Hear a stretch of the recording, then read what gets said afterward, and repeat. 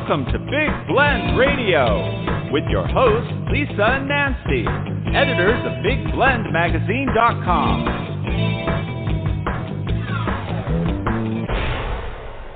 Hey everybody, welcome to Big Blend Radio's Toast to the Art Show. Today we welcome back Victoria Chick. She is a contemporary figurative artist and early 19th/20th century print collector based in Silver City, New Mexico. It's really a beautiful region to go visit, and I encourage you to visit Victoria. Go to her website, victoriachick.com. You've known her on our shows for years, unless you're new to our show and magazines. She's been an extra contributor, I would say, 25 years? Yeah. Listen, all we know is we're all younger, right? And but anyway, she's been here on since the beginning. Since the beginning of time. Victoria is here on Big Blend Radio every third Saturday, where she talks about art, artists, art history, also tells us about what's going on in Silver City, New Mexico, event-wise, what's happening during the seasons, and also the continuing development of the Southwest Regional Museum of Art and Art Center that she kind of got going. And I remember a couple years ago saying, I want this museum to happen in Silver City, and it's even got a website now. So welcome back, Victoria. How are you? Oh, thank you, Lisa. I feel like I've aged, since I've been here since the beginning of time. but none of us have any wrinkles. 16 years of that, I've been here in Silver City, and so wow. I really love it. And thank you for being so complimentary.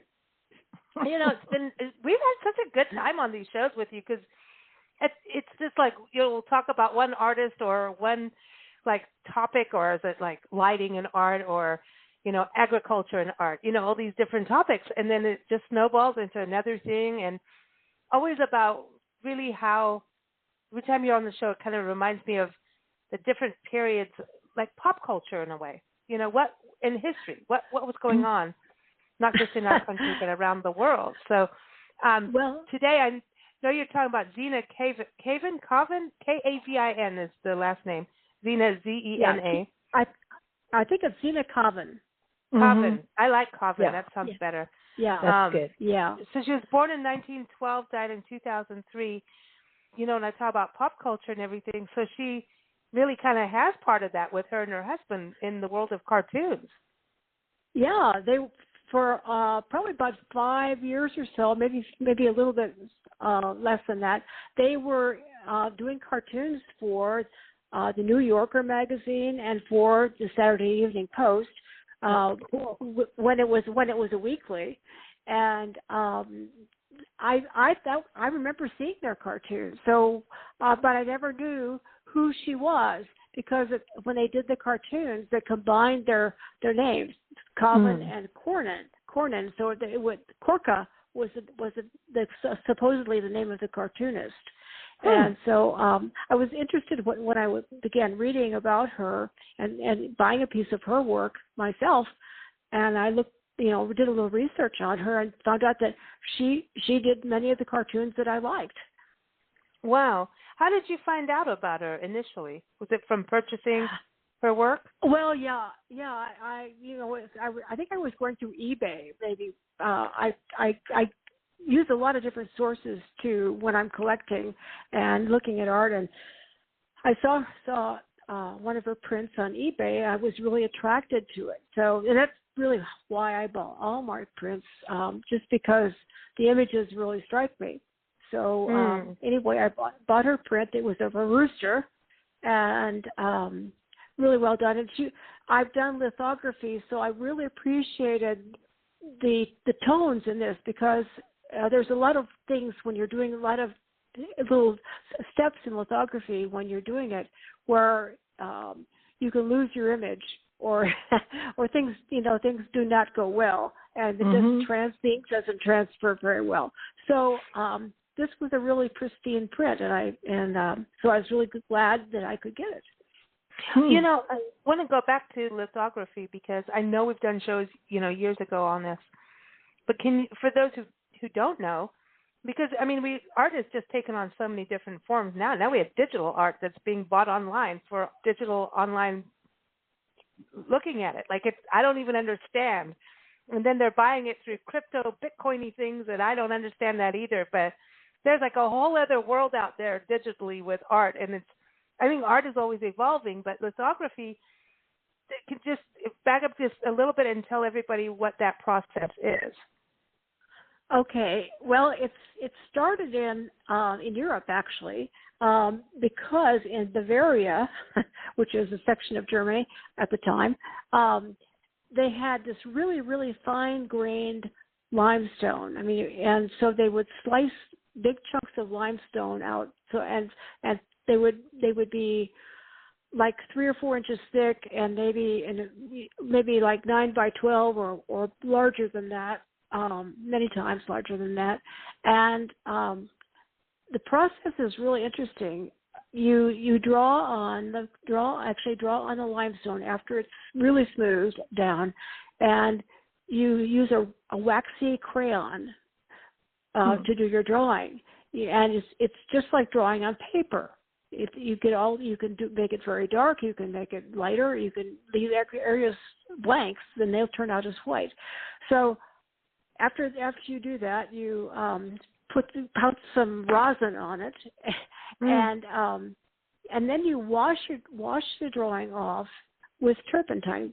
You put some acid on it to etch it. You wash it off with turpentine, and your drawing that you just spent some time doing disappears, which is kind of frightening. But then you have a water bath, and you have a roller with ink on it, and while the stone is damp, quite damp, you run your roller across it, and the roller with the ink will only stick places where the crayon was. Wow. And your drawing appears again. So then you're ready to I know, it's ready to send it through the press, and put some pressure on it and put the ink on the stone transfers to the paper. So and it's really exciting. Then you as you peel the paper off, you realize that this is a great print, or it's not so great. So there's a lot of things that could go wrong in print in doing lithography. That's a very basic description of how you do it and what goes on. I don't like when you're drawing disappears. I don't like that part. No, nobody likes that. But I think that's really fascinating. And when you think about her work, what Zena was doing cartoons, so that wasn't through lithography, right? That's a whole different, drawing. It's a whole different thing. And then to do a cartoon with your husband as your partner. Well, I could see you and Mike doing this, because both of your sense of humor, you could do it. Yeah, for sure. Like Michael, I could see that. But I mean, it's fascinating to have that co-creative experience, right, for the two of them. Yes. But then she had her own thing, and here's lithography. So she did wood engraving and sculpting too. So she kind of had that's interesting that she did cartoons. So she's got it is very interesting to me, because her lithographs are not funny, are you there? Yes. Yeah. Okay. Her lithographs are in some cases kind of spooky. She liked surrealism apparently, and she had a lot of anthropomorphic human beings in her pictures that would have bird heads, and some of them would be there would be something going on, and you had to kind of try and figure it out, because the subject matter wasn't obvious. She drew a lot on old myths and fairy tales, kind of folk tales maybe. I remember one of the pieces drew on the Egyptian idea of the afterlife. So, it was a far cry from cartooning, really, from funny cartooning. And I think that, people respected her because she was living in a time early 20th century, when there weren't a lot of museums, or there weren't a lot of galleries. There were some museums, and she was invited when she was living in San Francisco, Oakland area, to be a part of the inaugural exhibition at the San Francisco Museum of Art. So that was a real honor, and I don't even know if those people thought about her doing cartooning. She actually did cartooning a little bit later in her life, like in the late 40s or 1950s. So I don't know what exactly brought her to it. Yeah. Yeah. So her other art was before, and then her cartooning was later. Well, her other cartooning was a period of time in her life that was not, like 5 or 6 years maybe. The rest, but she did lithography all the way through that. Even when she was doing cartooning, she was doing lithography. And toward the end of her life, she even got involved in doing tapestry design. So she tried a lot of different mediums, and she apparently did all of them really very well. That's, this is amazing too. And it's interesting about her connection to birds and looking at the rooster. And everyone, the rooster is up on Victoria's website. So you go to victoriachick.com, look under her print collection, 19th, 20th century print collection, and sometimes she sells them. I don't know. Good luck with that. You never know. I'm actually not selling them anymore.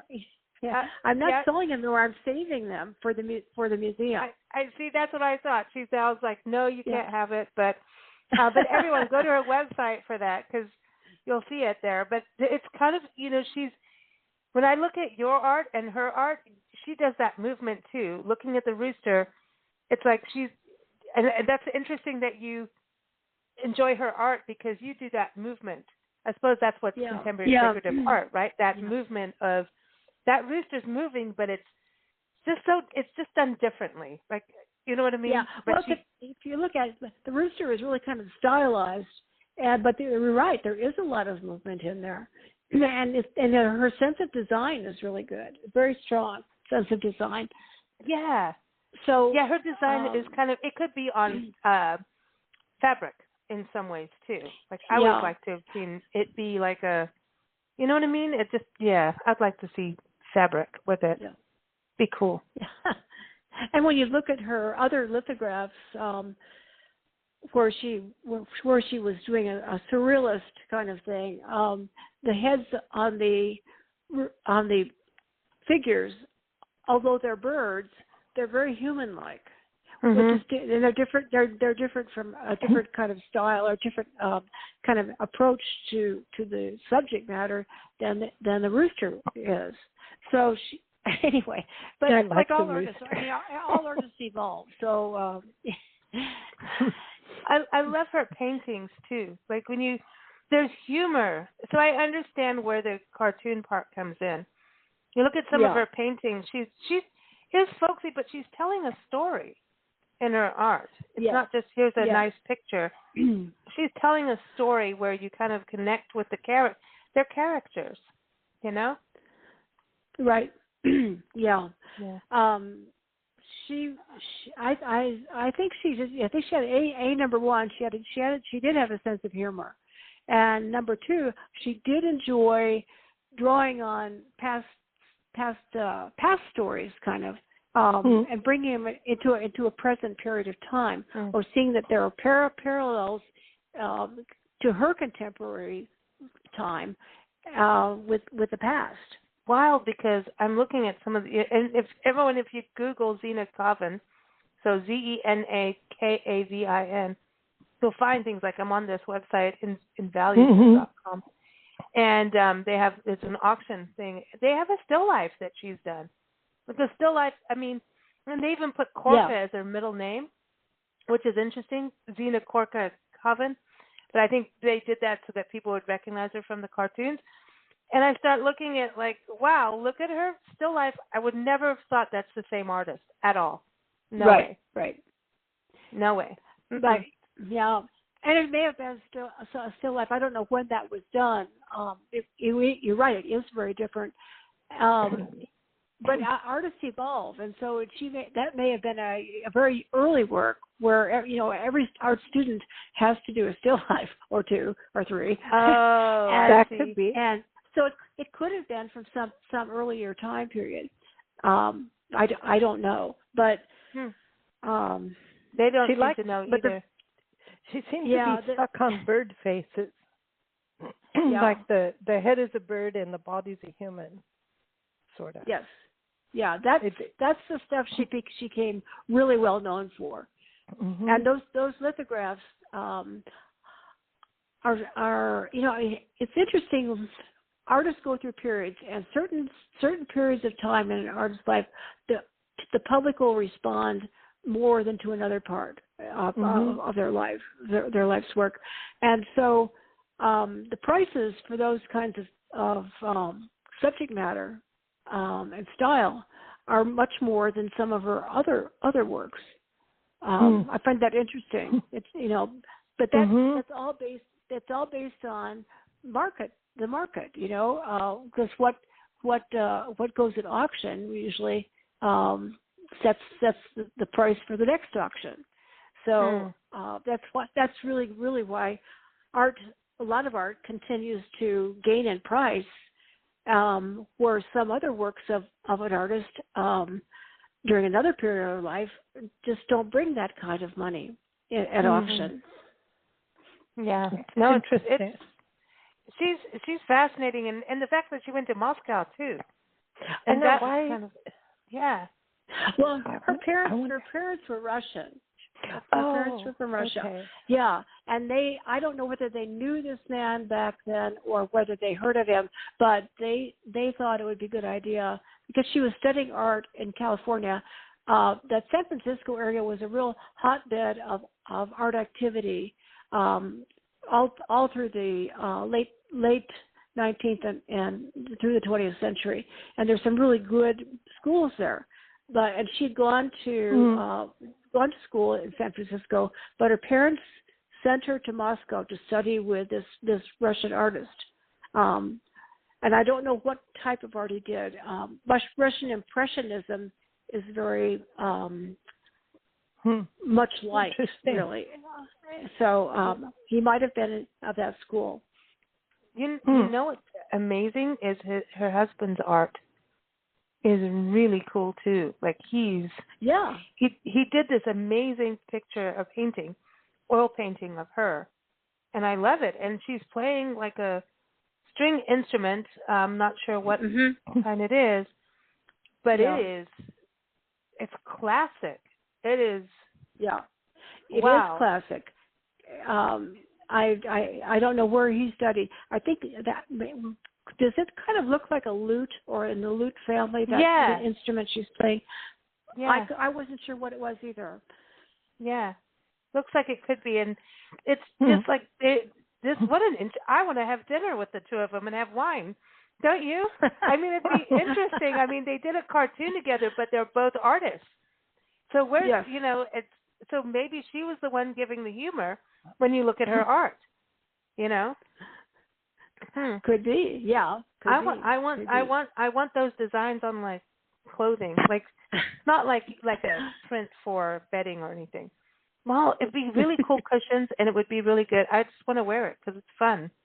It's just a T-shirt with Zena's art on it. Well, she's got, like you were saying earlier, the design capability, like the quality of design and understanding symmetry and. Yeah. Wow. She's a good find. You always find good artists, and it's always nice to profile women because it wasn't always kind of a man's club when it comes to painting. Were they always kind of at the forefront? Women are always there doing it. Uh-oh. You're going to get me on my hobby horse here. Go. Good job, Lisa. I think I was talking to somebody about this the other day, and we're talking about art history. And I said, art history as a study is not really very old. It was like the late 1800s, and a guy named Bernard Berenson, who was an American, taught in an Ivy League school, and he spent a lot of time in Italy, and he became the art expert of his day. Okay, and people would ask him to verify. Museums would ask him to verify whether a work was really a Caravaggio or really whatever artist they were looking at, and he would say yes or no, and a good deal of the time he was right, but he made some big mistakes, and some things were really not done by the artists that he said they were done by, and those paintings and stuff are coming to light now, because there's better ways of authentication than just by looking. There's more scientific ways, So you could have a forgery, and now it's easier to discover that forgery than it was back when he was pontificating about who did what. Interesting, huh? So now he's not quite so revered, but where he was really influential was he wrote a textbook, and I think he was the first art history textbook. He wrote on Italian painting, and gosh, every art textbook that came after him, he was so revered they didn't dare dispute anything he said. They would just sort of follow his formula of writing, and they would use improved photography and so forth. So the books got more sophisticated looking, but the information didn't really change that much until maybe in the 1960s. It began to change, and so he didn't include any women in his first art history book. He's the guy that really sort of set the standard. It wasn't accurate as far as women go, because there were lots of women painters that were very well. Artesia Gentileschi was one, but he didn't. I don't know whether he did this on purpose or whether he just hung out with the guys, But probably. but he set the tone for art history. And so people in our generation and people in the next two generations behind us got the impression that women were ignored. Kind of like it was a plot in a way. Didn't paint. Yeah. Yeah. Well, yeah, you didn't hear about them, and when you did, it was a real surprise. So anyway, we're getting away from Zena, but that's very interesting. When I started, I've been collecting prints for like all 47 years now, and when I found a lot of prints by women, especially because I was collecting American prints, and there were so many women that were really respected artists in the United States. They weren't held back. In fact, and they got honors of all kinds. They had work in museums, and they weren't held back because they were women. So that was a revelation to me, because I kept hearing this, women never had a chance, and I found that that's really not quite accurate. But it was a shame that everybody followed Bernard Berenson initially when they were writing about art history. Wow. Isn't that funny how that kind of stuff happens? It is. It's kind of the way it goes, isn't it? It kind of never ends. Women were supposed to be doing other things. They weren't supposed to fill their heads with anything other than being mothers and housekeepers. Yeah, but there was also a huge time where women, that's what they did. They were, if you think about the royalty and all of that women were learning how to play piano and were expected to entertain and take art classes from tutors. And so you could entertain. I mean, listen, I would like to go back to those days, and I'd like to be one of those women where I get to be in the castle where I get to have art lessons and look out over my many fields of horses. No. Unfortunately, those art lessons were sort of like busy work. It was considered a genteel activity, but they weren't expected to be artists. They were expected to. You weren't expected to make a living being an artist. You were supposed to fill your days with, look at my handwriting. I know, but wouldn't it be cool if you could? Like, if you were just like, here, you're like, anyway. You know what I mean. I know it's not, it just would have been cool to just be like, here's your mansion, here's your garden, here's everybody cooking food for you, and just go paint and play music. I mean, but I would actually go, you know what? I would get incredibly bored real fast. Exactly. And I wouldn't be able to be like waited upon, because it would be like, I know, no, that's no. I know most people say that's, they don't get that about, but yeah. It would be weird, because I think if you if you take away the entrepreneurial side of doing the art shows and selling your work, and if you were just painting to paint, because that would be boring. I don't think you really learn when you're not out there. No. What would be boring is never growing in whatever it is you're doing. And exactly.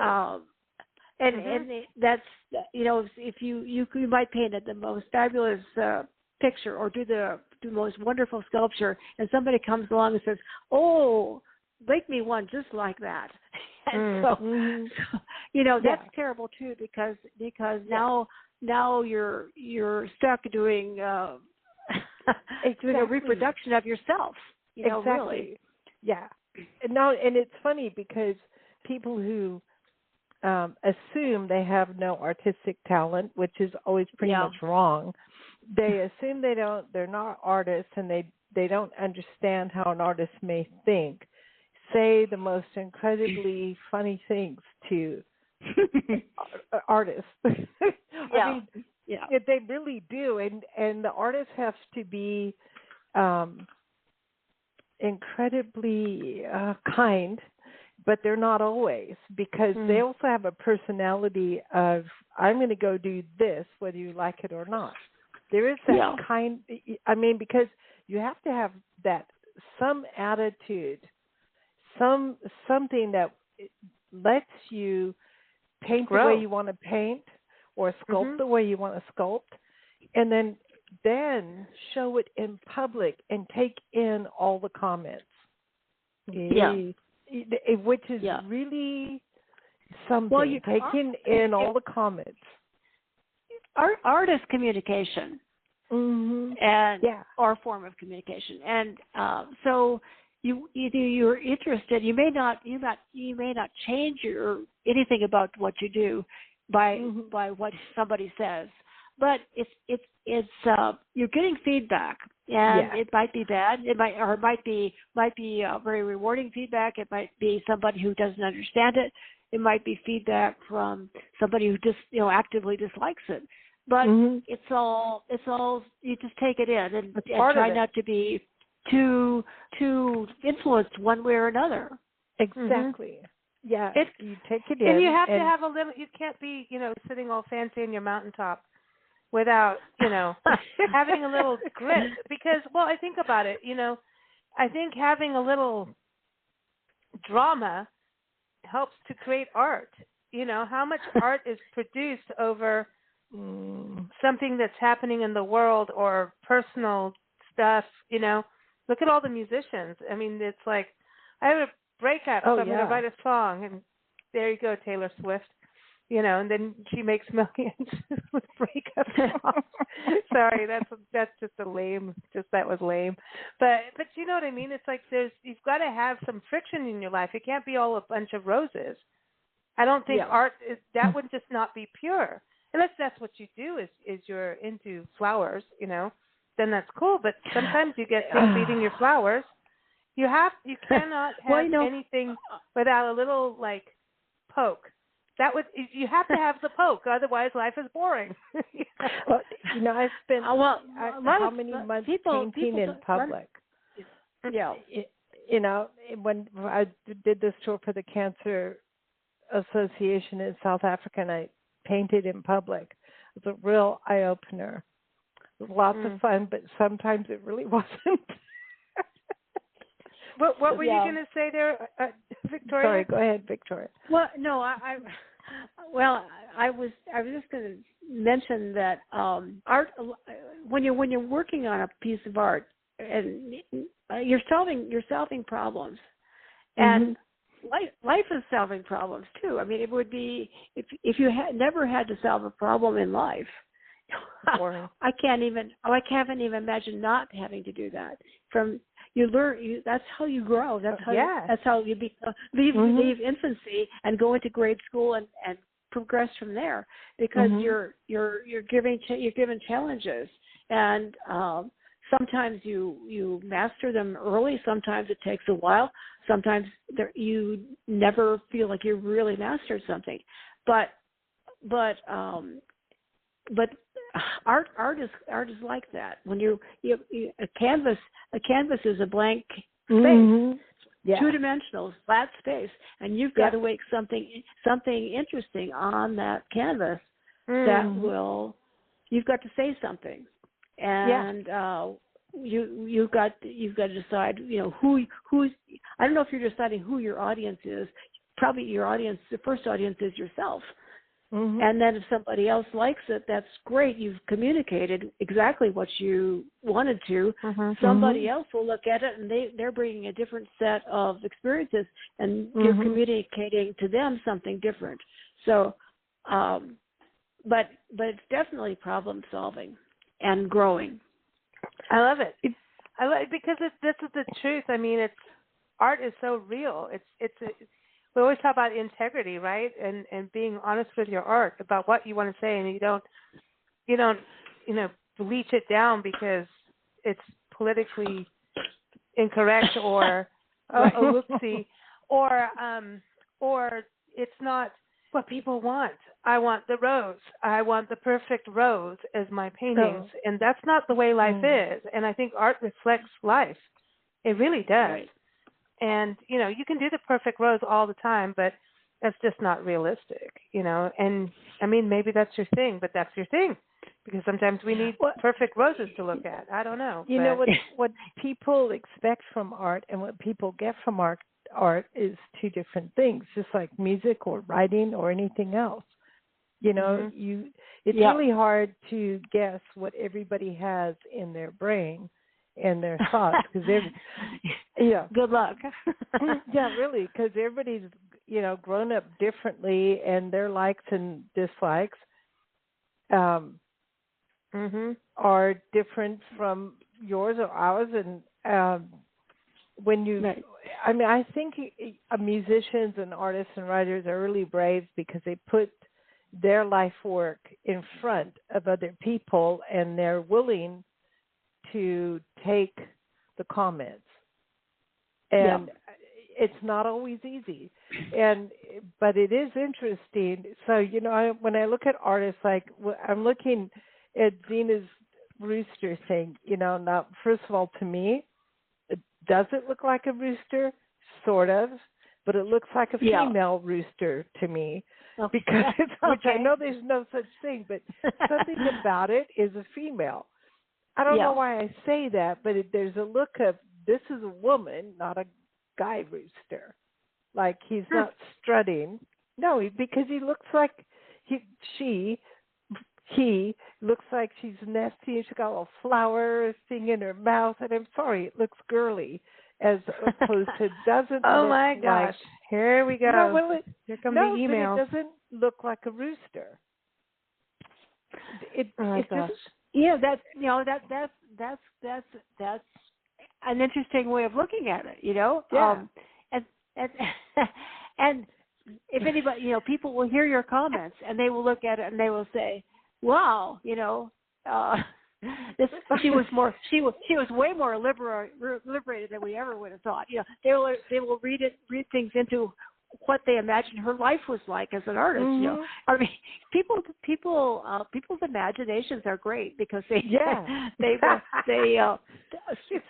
jump off. Is that what you're telling about Nancy's idea here? Well, when's the last time you saw a rooster pick up a flower? Hey, listen, Victoria's trying to save you right now, Nancy. She's trying to save you. I like it myself. I love his painting. I love the editing, but Nancy's always been pretty woke, you know. But there we go. There it is. She's eyes wide open, girl. That's it for sure. Hey guys, I think these conversations. It always starts out so innocent.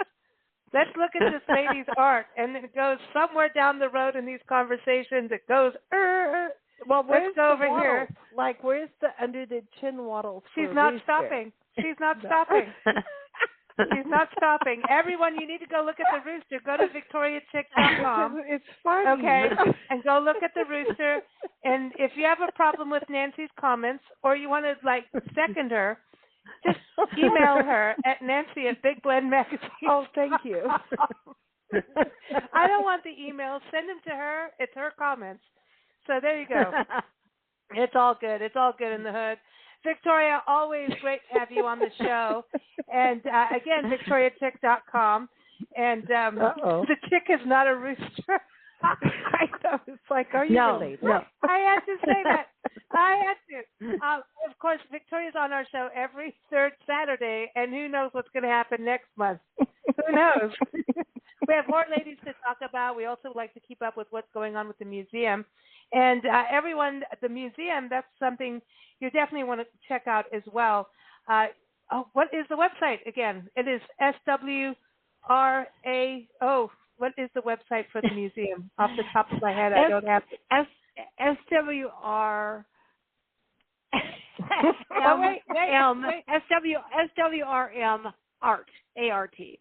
SWMART.org. Yeah, okay. There it is.